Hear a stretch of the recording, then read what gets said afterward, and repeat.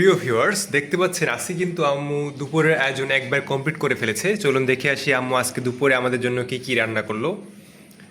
তো প্রথমে এইখানে দেখতে পাচ্ছি, এখানে আছে চিংড়ি এবং ডাল দিয়ে তৈরি বড়া, যেটার মধ্যে খুবই সুন্দর একটা ভালো চিংড়ির ফ্লেভার আছে এবং এটা কিন্তু খেতেও খুবই দারুণ। আপনারা বাসায় এভাবে বানিয়ে ট্রাই করতে পারেন।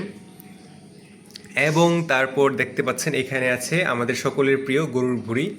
গরুর ভুঁড়ি কিন্তু আমাদের অধিকাংশেরই অনেক প্রিয় এবং অনেকেই কিন্তু এই ভুঁড়িটার যে ঘ্রাণ আছে সেটা পেলেই পেটের মধ্যে খিদে চলে আসে।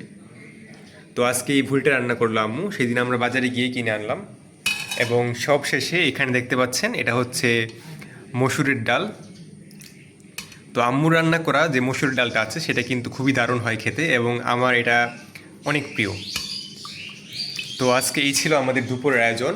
আর এইখানে দেখতে পাচ্ছেন আমাদের বিড়ালটা ওয়েট করছে খাওয়ার জন্য।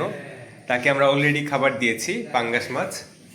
আর এইখানে বিড়ালের আরেকটা বুদ্ধিমান বাচ্চা, সে ওয়েট করছে, সেও অন্য কিছু খাওয়ার একটা অংশীদার হবে।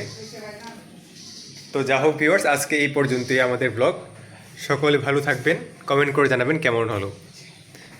আল্লাহ হাফেজ।